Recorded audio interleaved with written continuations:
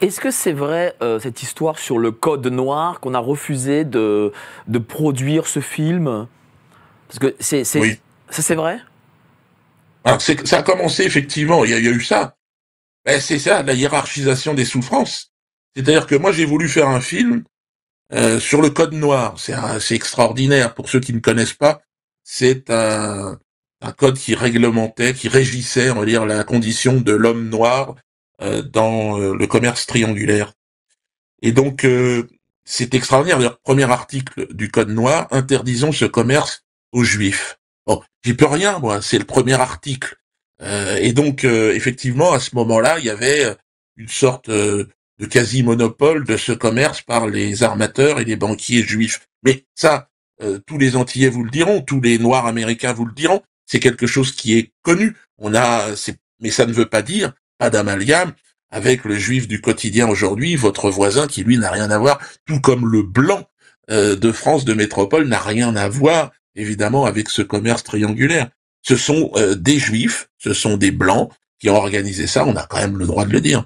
Et donc j'ai commencé à vouloir faire ce film, qui est un film extraordinaire, parce que le Code Noir, c'est vraiment un texte, c'est-à-dire l'esprit humain a vraiment été cherché à justifier l'injustifiable, c'est-à-dire c'est à chosifier une personne, l'individu africain.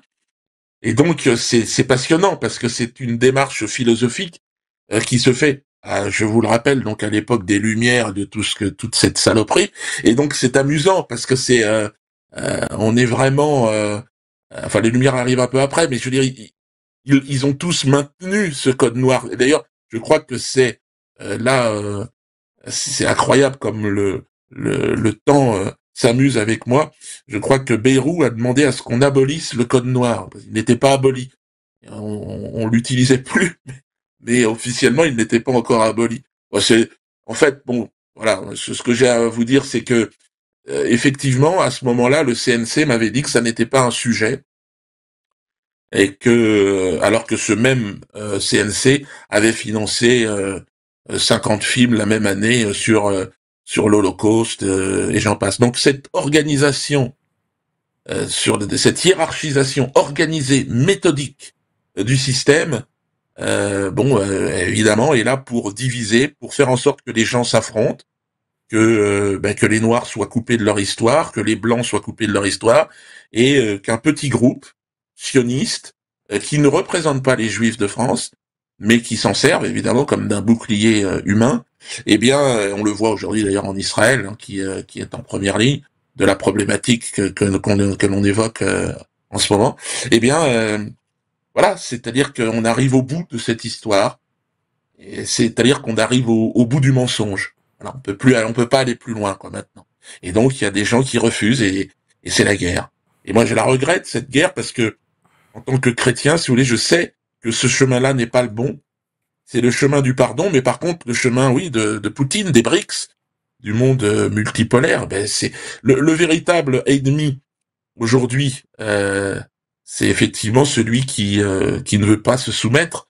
Et c'est aujourd'hui le plus fort, c'est Poutine et Xi Jinping qui ont les moyens de répondre militairement à ce monstre. Mais je vais vous dire, c'est triste qu'on vous ait refusé, et ça démontre aussi ce qu'est la République aujourd'hui. Enfin, la République a toujours été comme ça, mais bon, en tout cas, ce qu'est la République, c'est que en refusant de produire le Code Noir, déjà, j'imagine que votre film aurait été dans une réalité historique, et C'est ça, c'est ça. c'est important que les jeunes aujourd'hui connaissent cette réalité historique, plutôt que ils ne jugent la réalité historique sur les TikTok et compagnie. Donc déjà, ça, ils auraient appris peut-être l'histoire, mais ce qui est regrettable, c'est que dans ce pays, on veut nous créer une forme de roman national, et qui est faux et qui se fait sur des mensonges. Et dès que vous sortez de ce mensonge, vous cherchez à aller dans une forme de vérité, ben là c'est bon, vous êtes complètement saqué, quoi. Et ça, c'est ce qui vous est arrivé. Et c'est pour ça que C'est moi, je ça, veux c'est, dire, moi je lutte vraiment de toutes mes forces pour que les gens puissent dire, puissent énoncer cette réalité. Parce que si une société se fait sur le mensonge, elle n'est pas viable. C'est ça. Et aujourd'hui, on est dans le mensonge absolu, et c'est très regrettable. Et donc moi, je pense que c'est en connaissant son histoire, en connaissant, et je suis pour chacun doit connaître son histoire, ses origines, et on s'entendra d'autant mieux qu'on aura des racines profondes. Et aujourd'hui, ils sont en train de couper les racines, les familles, je veux dire, c'est assez hallucinant. Bon, je suis effectivement très proche du peuple afro-descendant, que ce qu'il soit aux Antilles, qu'il soit en Kanaki. Je sais qu'il y a un lien aussi avec les peuples de France. Moi, je pense qu'il y en a plusieurs, et qu'ils soient corses, qu'ils soient basques, qu'ils soient bretons, mais que chacun retrouve à un moment donné ses racines, puisse aller se recueillir auprès de ses morts, puisse puisse être en harmonie, en fait, en alignement avec les étoiles, et puis sur un chemin lumineux qui est de vivre avec les autres, dans le pardon et dans la paix. Mais pour ça, je veux dire, je pense pas qu'on nous soyons effectivement élevés et que l'éducation nous conduit à la paix, plutôt à la guerre, c'est-à-dire qu'on essaye de nous faire croire que aujourd'hui un Breton c'est pas un Breton, mais bien sûr que si. Avant d'être français, il est breton. Il parlait breton, ses ancêtres sont là-bas, et pareil pour un Corse, un Basque, et je pense qu'il faut absolument que chacun puisse enfin se reconnecter à ses racines, et on ira tous bien mieux.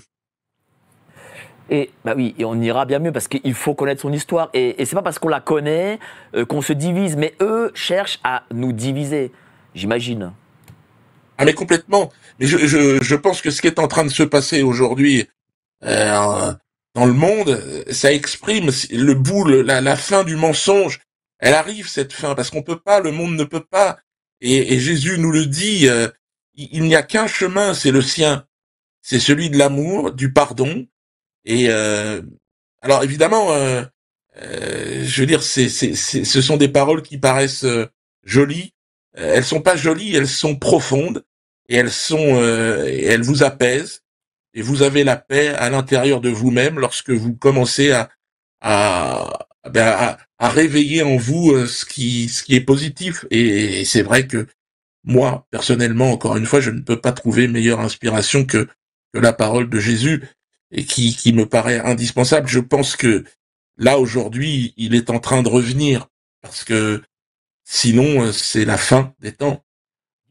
Vous faites pour tenir après tout ce qui se passe, à chaque spectacle, à le préfet, à la police, vous avez là ce bracelet électronique, vous ne pouvez pas sortir de chez vous. Comment vous faites pour tenir? Ah ben, bon, déjà, je vous ai expliqué d'où je venais, je suis un afro-descendant, par respect pour tous ceux qui sont restés debout, Neg Dubut, aux Antilles, Tiembe Red Solid, c'est-à-dire que, par respect pour eux, je dois être fort, et je dois rester debout. Ça, c'est porter sa croix, et puis après, il y a au-dessus de ça, il y a Jésus, qui lui, sur la croix, euh, nous permet d'être en paix à l'intérieur de nous-mêmes. C'est-à-dire que lui, il est allé vous vous rendez compte que c'est là où il y a des bombardements aujourd'hui que ça s'est passé. Ça fait 2000 ans. Et ces mêmes personnes qui bombardent, qui se font bombarder d'ailleurs, enfin, ces mêmes personnes, non, ces marchands du temple, si vous voulez, ont à répondre face au temps, à leurs actions. Et aujourd'hui, c'est ce qui est en train de se passer.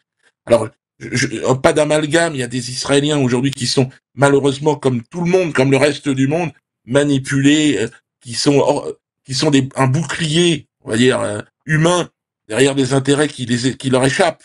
Donc, ils sont en train de se réveiller d'ailleurs, et pareil du côté iranien aussi, où l'appel à la guerre n'est pas une solution.